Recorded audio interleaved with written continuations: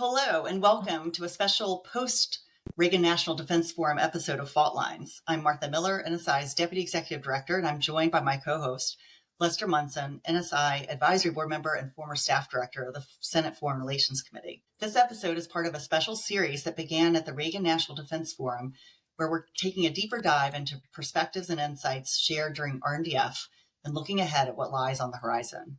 Today, we are honored to sit down with a very special guest and someone I've had the privilege of knowing since the George W. Bush administration, Ambassador Robert O'Brien. Ambassador O'Brien is the founder and chairman of the strategic advisory firm American Global Strategies. He also served as National Security Advisor to President Trump from 2019 to 2021, where he played a pivotal role in orchestrating the signing of the Abraham Accords.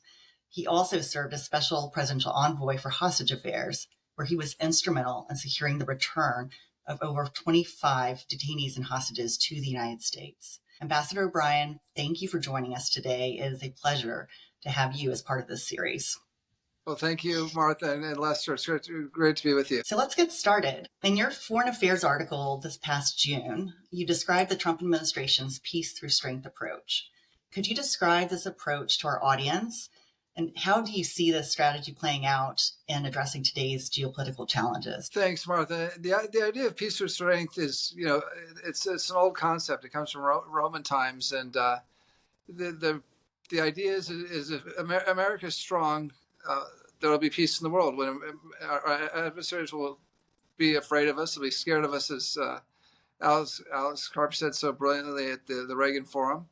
And our allies will respect us, and that fear and respect results in peace. And a lot of times we think, for those of us who grew up in the Reagan years, a little older than you, Martha, but we love the 15 carriers, we love the 600 ship Navy, we love the 5,000 fighter jets. But the idea of peace through strength isn't to brag about who's got the most aircraft carriers or who's got the most troops under arms. The idea is the result, the end state, which is peace. And that's something we tried to reach in the Trump administration. And it's what allowed us to keep new wars from starting. President Trump was the first president since Jimmy Carter to not have a new war start or expand an existing war under his watch. We didn't have any great power wars, of course. Russia didn't invade Ukraine. China did not invade Taiwan. But more than deterring our adversaries, we created the groundwork for peace in places like Kosovo and Serbia, which had been at war for many years, and they normalized their relationship. The Abraham Accords, which for any other president other than President Trump would have resulted in a Nobel Prize for bringing together Bahrain and UAE and Morocco and Sudan and Israel into an actual peace treaty so that people could visit each other's countries and trade together and grow their economies. So again, the point of peace through strength isn't just to be the most robust military power in the world.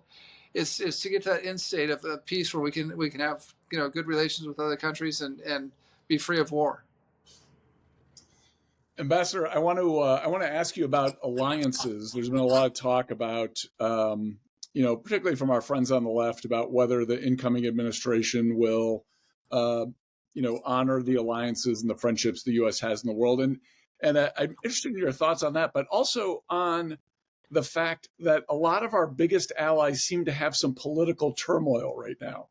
The Starmer government in the UK is not very popular. The French government just failed a big vote in parliament, and they're going to have to come up with a new prime minister. The German government's looking at new elections. Trouble in South Korea with 6 hours of military rule. And in Japan, the LDP is at a kind of an all-time low in terms of popularity. So should we be a little bit more concerned about some of these alliances? And what do you think that means? Well, I think the two parts to your question. Let me answer the second part first, Lester, and that's the instability or apparent instability of the big democracies of Germany, France, UK, South Korea, Japan. And I was asked this question today in another interview.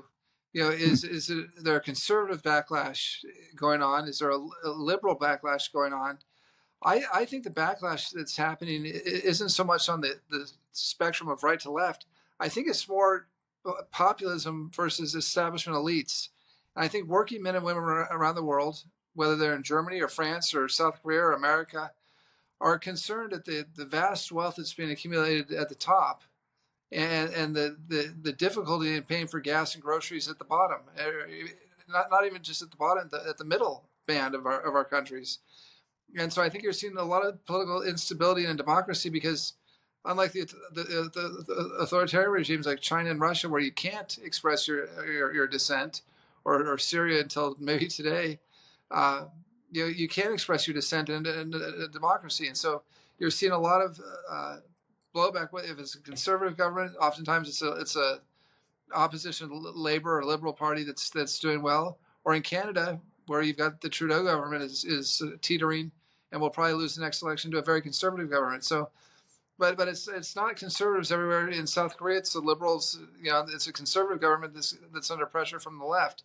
So I think it's the establishment and what's viewed by people as the elites, not paying enough attention to the people in the middle and the bottom rung of the economic ladder, and the people at the top are doing just fine. And I think there's a lot of unhappiness about that.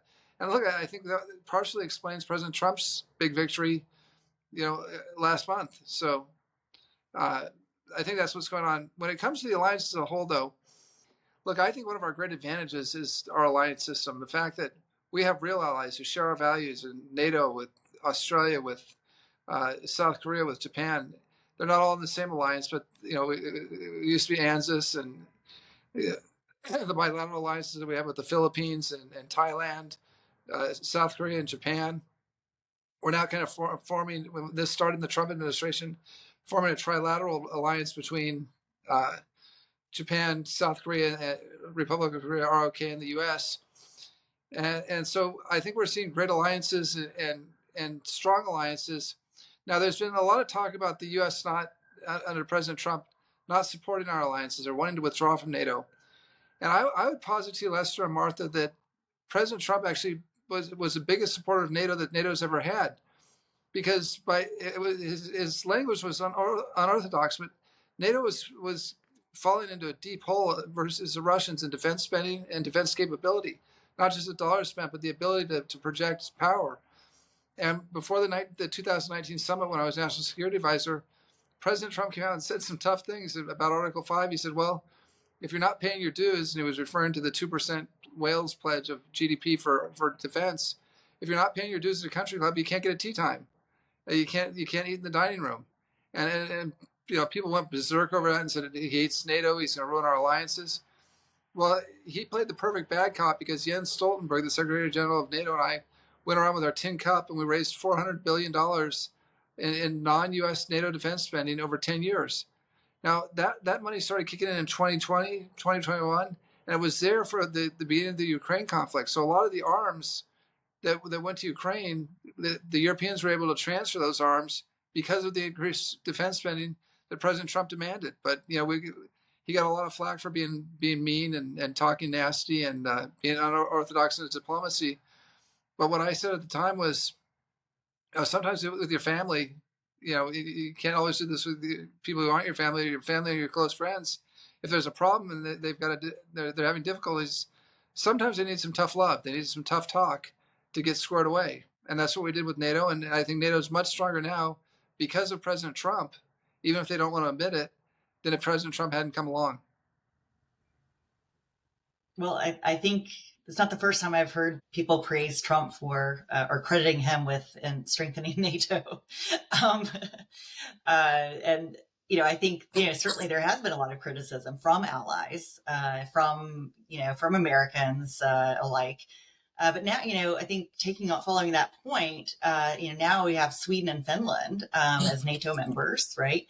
And a lot of our allies have actually met these requirements. Do you think we'll see a shift in how a second Trump administration will treat or interact with NATO? I don't think you'll see a big shift. I think you'll still see President Trump, urging NATO on into burden sharing. And so burden sharing is part of its meeting the Wales Pledge. Yeah, but there's a lot of talk about that pledge going up to 3% now from 2%, because we're facing such a challenge from the Russians and Chinese. And they're now together in an unlimited partnership that is very, very scary. And that we're going to have to respond to. And going to Lester's point, Martha, we can't do this alone. We've got to have to confront the challenge of Russia and China. the Eurasian landmass that uh, we're always concerned about in geopolitics, and what some people call the Spikeman called the world island. To confront that challenge of China and Russia coming together, we need all of our allies. We need our NATO allies, we need our Asian allies, and we need America. So we're gonna push them to continue to spend money on defense, and we'll push them to continue to increase our capabilities, to deploy their soldiers and their airmen and their sailors all around the world to supplement the U.S. fleets. And if we do so, we'll be able to confront and prevail against the forces of evil. But if we don't, and we're all trying to individually, I fear for our future. But I think the allies are going to come together.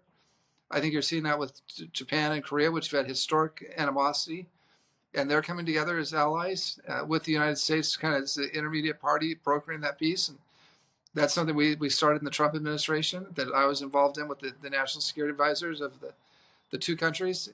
And there's a lot of things that the Biden administration did wrong. I will give them credit for strengthening that South Korea, Japan, U.S. alliance and the Camp David Accords that implemented it. But we got that started in the Trump administration. So I think it's a shared victory for both administrations. Ambassador, I want to shift to Syria. You mentioned some of the amazing changes that have happened there just in the last few days. This group, Hayat Tahrir al-Sham, which is an offshoot or an evolution of the al-Nusra Front, which was an al-Qaeda offshoot, are the guys who ran Assad out of power in Damascus. What's your assessment of them? How do you kind of think that's going to play out? Is it possible we'll see some pluralism there, or are you worried they're going to be more of a Taliban-like government? So that's the question everyone's asking, Lester, and I wish I knew the answer. I'm cautiously optimistic about it. So I think we need to start from the premise that Bashar al-Assad, who was a butcher and just killed tens of thousands of people, took Americans hostage, killed Americans, killed his own people, used chemical gases against them, was a terrible, terrible man. And the fact that Syria is free of him is good news. Whoever got rid of him, it's good news that he's gone. It's also good news that he's the third Iranian proxy with joining Nasrallah and Sinwar. Both of those are met their maker. He's in Russia, so I'm not sure what's worse, being in Moscow with Putin or being in going to your eternal reward as Sinwar and Nasrallah did. But all three of those were key power players that the Iranians were using to keep Israel in check, and they're all gone now. And that's good news for Israel. It also was for the Hezbollah of the three remaining powers or proxies is the one that could probably reconstitute. I mean, it's pretty tough after all those pagers went off and all the bombing campaign with the exquisite intelligence that probably driven by Palantir targeting software did to Hezbollah. But the Hezbollah is the group that could possibly regroup. But it's going to be very difficult for them to regroup, Martha and Lester, because now their overland supply route through Syria, through Iraq, into Iran is going to be broken up. And the one thing about these guys is that they don't like the new government. However, it turns out it's not going to like. At worst it's a Salafist Sunni government. At best it's a pluralistic, multi-sectarian government. But none of them like the Iranians. And so I think that supply chain through Iraq and Syria to Hezbollah is going to be cut off, and it's going to be much more difficult for Iran to supply Hezbollah than it was before when Syria was pliant under Assad. Now, going to what happens next, I mean, keep in mind this is the region from which the term "the enemy of my enemy" originated, right? So the fact that even if these guys turn out to be the Taliban, that Jelani turns out to be a Talib, that's still better for Israel than having Assad there and having the Iranians and Russians there on their doorstep. It's probably also a less sophisticated foe for Israel to deal with. Not less cunning, but certainly won't have the men under arms, won't have the pilots, won't have the power of a modern government and a modern military that Bashar al-Assad had to some extent bolstered by the Iranians and the Russians. what I'm hoping, and the reason I'm cautiously optimistic, I get burned on this all the time because I'm always optimistic that when one of these governments takes over, it'll be better. Syria is an interesting place for the Middle East. It's the only place that's comparable to it is Lebanon. We've got a variety of cultures and religions there. We've got Christians who've been there for 2,000 years. We've got Druze who've been there for their whole history. We have Alawites who broke off from the Shia sect and arguably, at least if you talk to some Sunnis, aren't even Muslim. There's Shias. There are Kurds who are Muslim but of a different ethnic background than their Arab brothers. And then you've got probably the 50% or slight majority of Sunnis. And among the Sunnis, they're broken up into different, wings of the Sunni religion. So hopefully that heterogeneity of the polity, to use an old political science expression, is going to lead to some sort of pluralism that you mentioned, Lester. And if we get lucky, and we're going to have to get lucky here, and if the jihadists among the group, and there are certainly some Al Qaeda and Al Nusra and ISIS sympathizers, in the opposition. If they're willing to put aside their, kind of messianic ideas in order to have a pluralistic Syria that's a modern Syria where everyone succeeds and where the civil war ends, and you don't have Druze fighting Christians, fighting Sunnis, fighting Shias, and they want peace after a brutal 12-year civil war in which so many people were butchered. We might end up with the closest thing to a democracy in the Middle East that we've seen outside of Israel, and that would be good for the whole region, and would really give hope to the world. So I'm keeping my fingers crossed. Probably won't happen, but I'm hoping it will. Well, it's I guess hope springs eternal is the saying. That would be great. I hope that does happen. Everyone can pray for that for the Christmas season. Exactly. There you go. The Reagan National Defense survey was released on Saturday, and it showed that 8 in 10 Americans are concerned about growing collaboration between China, Russia, Iran, and North Korea. How do you think the United States should prioritize, or we should prioritize our strategy to disrupt this axis? Well, great question. It's a $64,000 question. How do we deal with a revanchist Russia that wants to restore the Russian Empire? China, which is under the CCP rule, Communist Party rule, that still believes in Marxist-Leninism fervently and wants to evangelize that around the world. So it's a universalist ideology in a way that the Russians don't have. How did we deal with the Iranians, who also have a universal messianic ideology that they believe that they want to usher in the return of the 12th Mahdi and have us all become Shia Muslims?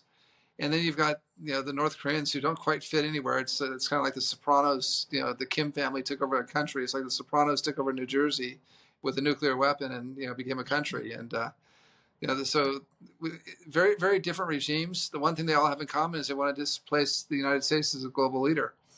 So we need to drive wedges between those parties, but strengthen ourselves and bind ourselves to our allies so that we can make sure that the grouping of Iran, North Korea, DPRK, Russia, and China, aren't able to use their power to change our way of life, to change the way our kids live and our grandkids are going to live. And that's the challenge for our generation. So it involves, of course, military spending. We've got to up our military spending to deter conflict, and if heaven forbid a conflict erupts, to fight and win a conventional war. Hopefully it'll never go nuclear, and but it also takes the tools of national power, like the economy. Like if we have a strong economy and are able to continue to innovate, no matter how much stuff the Chinese steal from us, we're going to beat them. And I'll put my money on Elon Musk and Palmer Luckey and Alex Karp and Jeff Bezos any day of the week over the Chinese communists being ordered to invent things. And so I think in the long run, because of our system, our freedoms, and both in business and in our personal lives, I think we win. But we've got to provide that space, and we can't overregulate business, we can't overtax business, because we're relying on, we don't have government programs to develop AI and to develop quantum computers. It's all our private sector companies. Even our government contracts go to those private sector companies.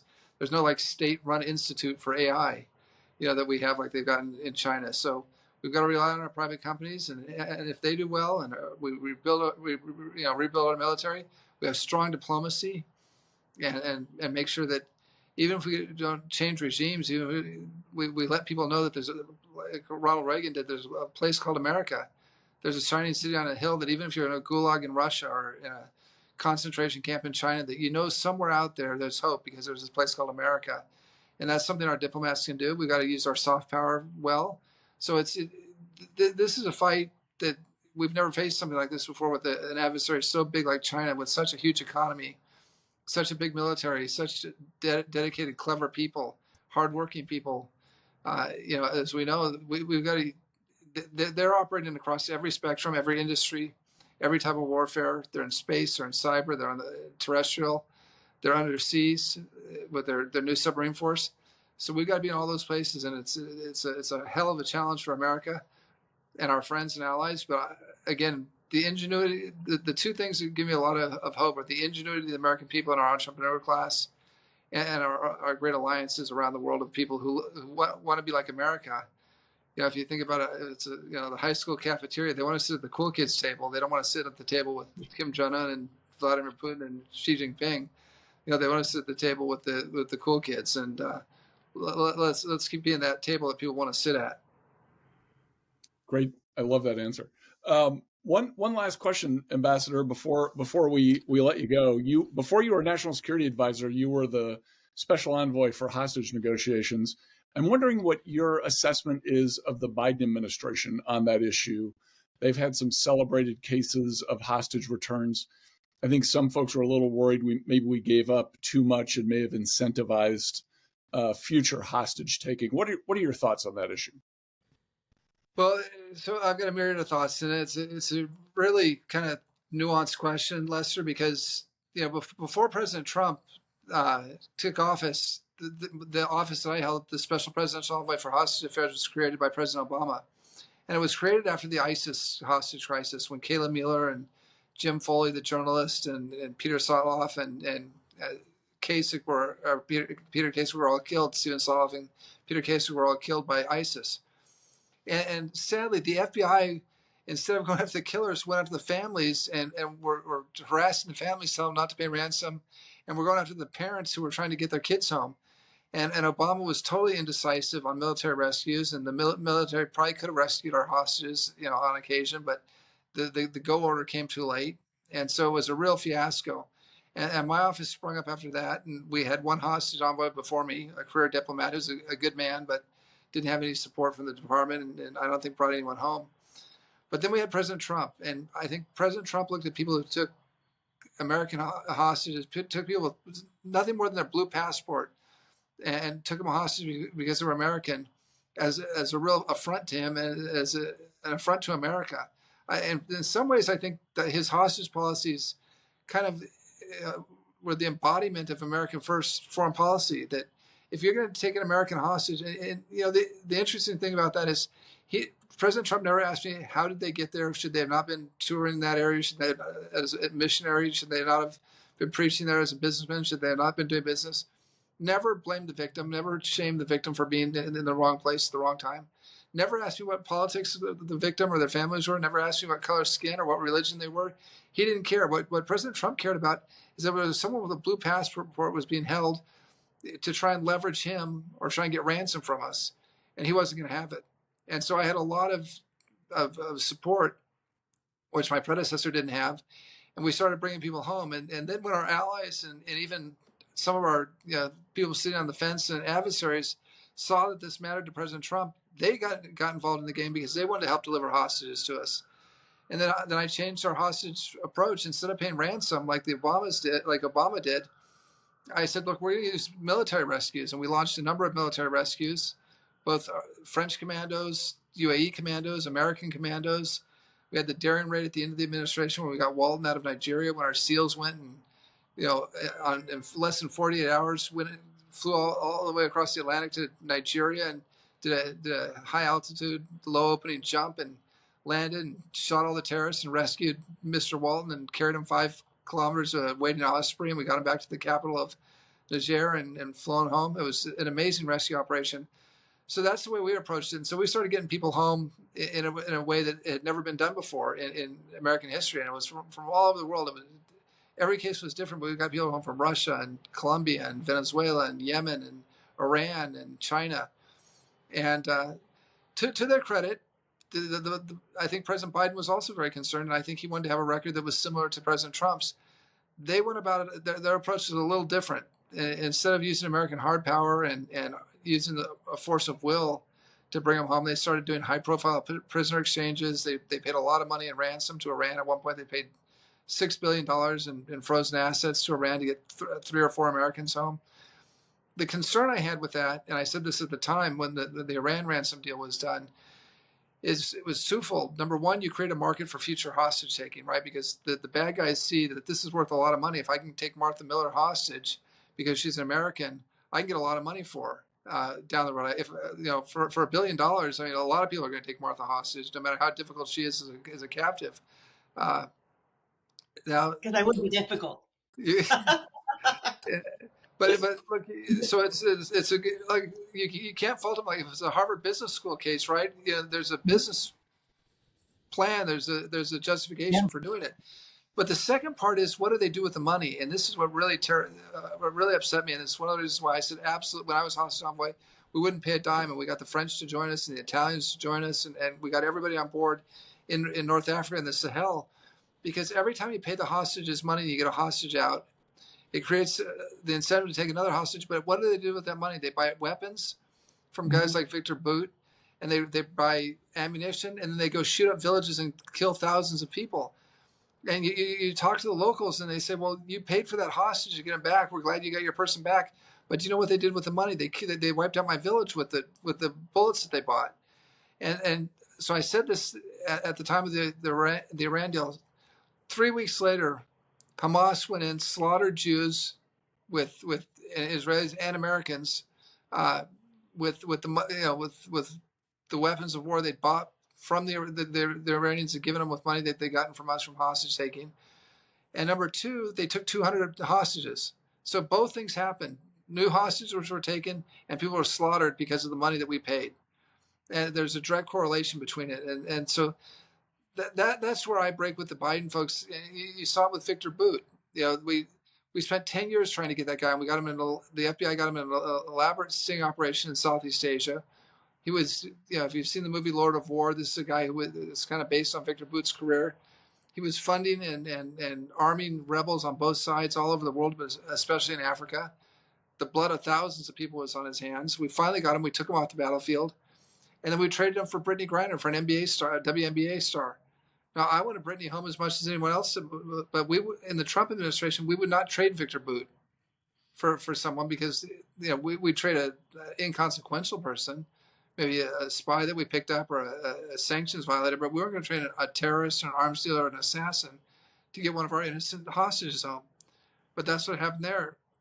Now, just recently, we've seen reports that Victor Bout is selling arms and equipment to the Houthis in Yemen, and they're using those arms and equipment to shoot at American warships in the Red Sea. Now, fortunately, none of our sailors have died as a result of that, but that's the result of trading bad guys for innocent Americans. So, look, I applaud the Biden administration for being concerned about hostages. They brought home about the same number of hostages as we did in the Trump administration. That's very, very noble and worthy. But the way they did it, I think only encourages future hostage taking. And then the final point I'll make on that, Lester and Martha, is that President Trump just put out a tweet the other day, and he said there's going to be hell to pay if the hostages in Gaza aren't released, before I take office on January 20th. I'm so glad, and I heard from hostage families in Israel sending me texts saying, please thank the president for saying that. Think about this. Think of how different it would have been if on October 8th, President Biden said, I'm sending SEAL Team 6 and Delta Force to Israel and Egypt. We're going to have them ready to go in Gaza. We're going to rescue our hostages. But moreover, if we see, we're going to treat you like ISIS, and we're going to treat you the way we treated Baghdadi.